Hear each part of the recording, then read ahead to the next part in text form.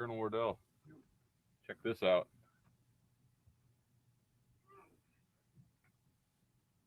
It's glitchy, and it's not very quick, Ah, but you are watching my laptop screen. I mean, it's way, way lagged behind. Like you're watching the steps that I went through to send myself the link, that email. okay. But anyway, it's still kind of cool, and it happens much quicker.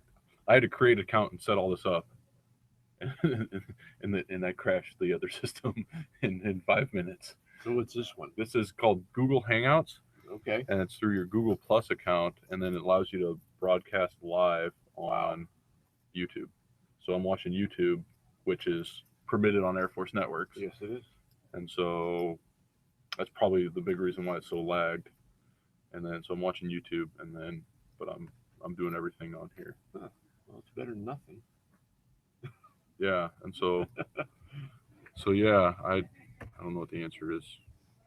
I just turn off screen share, and then I can select specific apps that I have running on my computer into the screen share mode. Nice. So I could probably set a stopwatch and count the seconds that go by.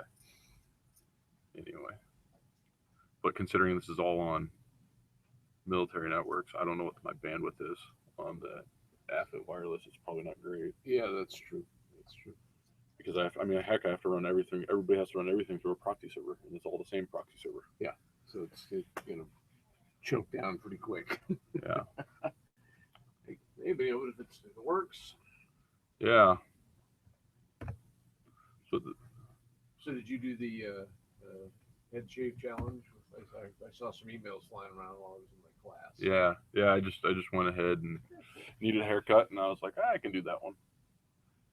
Just the clippers a little lower. Fresh, just hit reset on it. Yeah. So the goal is to get it to all come back. You know. My, so my wife said, "Oh, when you cut your hair this short, it doesn't look as light up top." So, Yeah. oh, thanks. Well, that's my thinking. Like, I kind of got to the point like, all right, I can either be the pathetic bald guy that's trying to pretend it's not happening, or I can just embrace it. Do the Jean Picard approach. Like, you know what? If you buzz cut it, Yeah, yeah. So so my dad, he still has all his hair, but he's really overweight. He's like, yeah, I never thought it'd be fat. I always thought it'd be bald. But he's like, I'd give up my in a heartbeat to get rid of the fat. He's like, I'd much rather be bald. And like, so I told my wife, my goal is not to be bald and fat. yeah, there you go. So Well, once in a while you'll see such a bad. I mean, it is so bad that you say, dude, just please. like Donald Trump, No, his just bad bad hair all around. bad hair. But the one guy that I think recently is the local law firm Elk and Elk. Okay. If you watch it, they're brothers. The one guy has my hairline and is gray. The other brother, who's about his same age, has obviously dyed hair. These guys are well into their 60s, probably. Yeah. Maybe pushing 70. He's got dark, dyed hair, bangs, but when you turn, you can see the part here is like it's like it's like, okay, yeah, you're obviously he's got the whole comb over thing going and got him down in bangs like that. But they'll have him on the TV commercial and turn his head and like, okay, that's a wicked part you got there. There's obviously some lot of work going into covering that up. Yeah. But the absolute worst one I ever saw was here when I was a second lieutenant. So we're talking 18 years ago. So working at the research lab, we had a meeting at the one of the other lab buildings. And big presentations are going on. I'm just in the crowd. You look around and I don't know, like one or two rows ahead of me and over 6 or 7 spots, civilian. I just saw the one side. So I've got the same. His part was here. Put everything up. Yeah. But then he turned and he had another part on this side. And it kind of zippered down the middle of his head. Like, oh, dude. No, no, no. That's not gonna work. Just Shave it off. let it Let it go. yeah. But yeah, he was talking about Trump. I did see, the logo for his campaign. Make America great again or something Well, like that. yeah, but it's got like a red, white, and blue profile. It's his profile with 2016 underneath it, Okay. and somebody had taken that and then put a slogan in quotes: "There will be hell to pay." Yeah. P-E. Well, I'm actually so like if you follow the polls, Ben Carson's made some pretty good progress. Yeah. And quite frankly, he's well spoken, articulate, and He's not a politician. yeah, I think that's what a lot of people are responding to. Trump, Carson, and Fiorino. It's like they're not politicians. no, Really. you got for all intents and purposes, a reality TV star Yeah.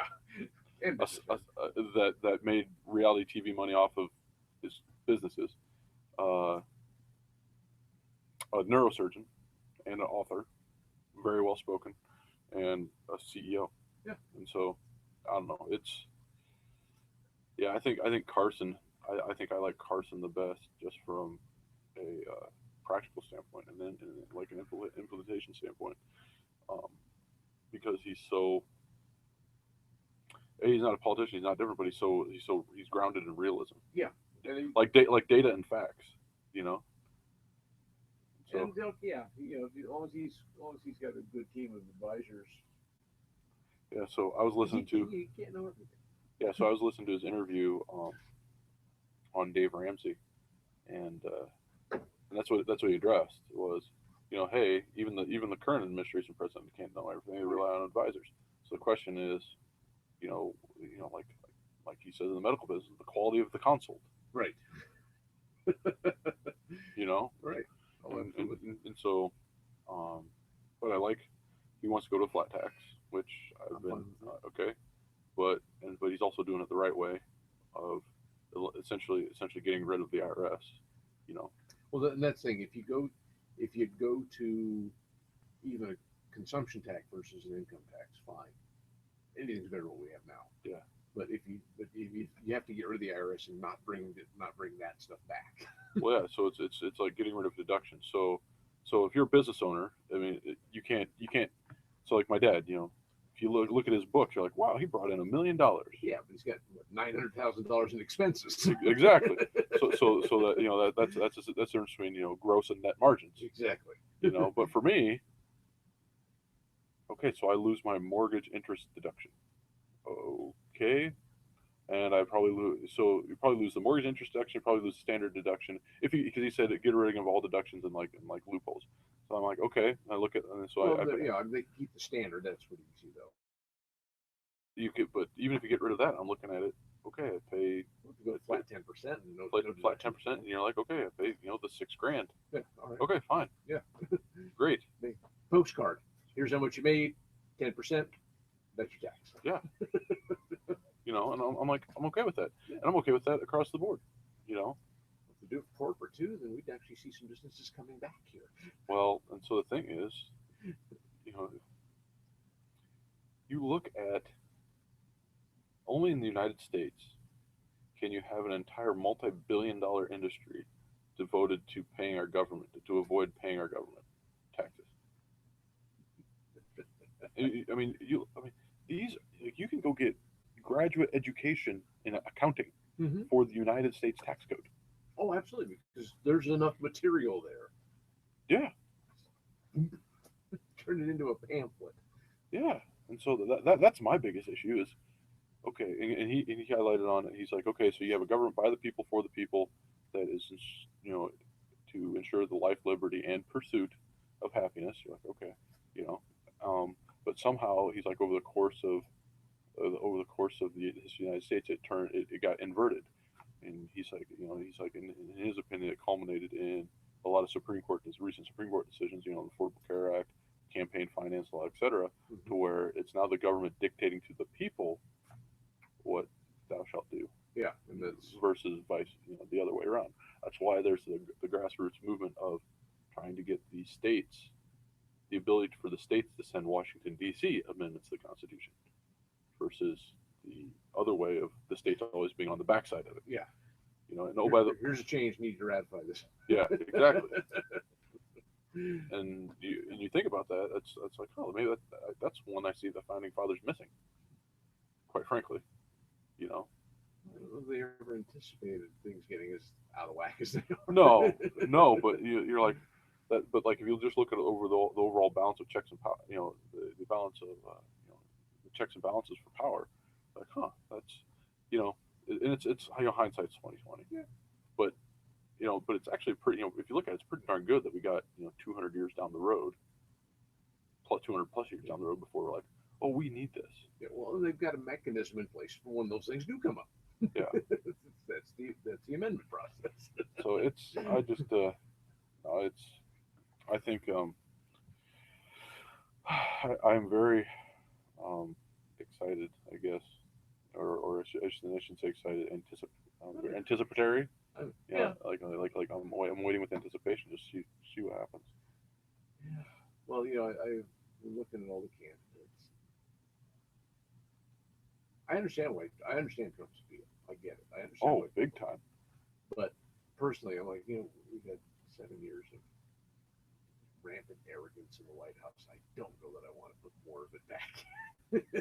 Well, okay, but it's a completely different type of arrogance. It is. So we have arrogance with respect to Constitution, and like the most recent one that actually I find really quite disturbing is the renaming of Mount McKinley. Yeah, we're gonna call it Denali because that's what the locals call it. Yeah, but it was McKinley for a reason. Well, not so like call it whatever you want, but it was actually a federal law passed in like the 1927 Congress or whatever that renamed it Mount McKinley. I'm like, okay, great. If you want to rename it Mount Denali, we have a process for that. Yeah, go back through it and make the change. We'll do it. I don't even care if you attach it to to the federal budget bill. And part of getting the federal budget passed, we got to get the Alaska senator to vote or whatever. We got to rename it Mount Denali. Okay. What? That's part of the process. Yeah. No, that's just what. And so that's my and so although I don't agree with the Supreme Court decisions, I'm like, okay, it went through the process. Yeah, I acknowledge the process. The process is there and it's being used. Okay, and so that's. I don't know if Trump would though. No. I could see him doing the exact same things. Like, this is what I want done. Congress is giving me a hard time. Okay, executive order, go. Exactly. And like, no, that's what we have. Yeah, and it's just going to be a lot more, and it's going to be a lot more theatrical. Yes. Because you ask him, well, how are you going to do this? I'll do it. I'll get it done. Well, yeah, but he's a dictator. He's not a cooperator. Exactly. And like, okay, we already have that. And quite frankly, he got that way because he had a really big checkbook. Right. He's the boss. He can say that. Everything. Been a system with. I don't know. I'm not very familiar on his business background, but I'm taking a guess here. He's not been a business where he has checks and balances. No. The only checks and balances he has is with his business is the laws of the land to keep him in check. I.e., you're not building over, the EPA. You're not building over Indian tribal burial grounds. The laws of the land, and then like the tax code. Yeah. Those are those only checks and balances that they have from a business standpoint. And I seem to understand. I have to go back and look at it. I think he's managed to use things like eminent domain to his advantage too, though. Oh yeah, if you work the laws. Well, so his eminent domain. He's used bankruptcy court multiple times on his different, because so you got Trump Enterprises, but everything else of it is like independent LLCs or corporations, and so like this one can go bankrupt, right? And we'll divest our interests in that that one. The Trump Hall down at in Atlantic City is a perfect example. It was owned by him. He sold it off, at least the naming rights. Well, it's now went bankrupt. Now the bankruptcy's trying to come after him. He's like, no, I divested myself of that. Yeah. You are not getting any more of my assets in the bankruptcy court to help to liquidate those assets against the creditors against the casino. Yeah. But your name's on the wall.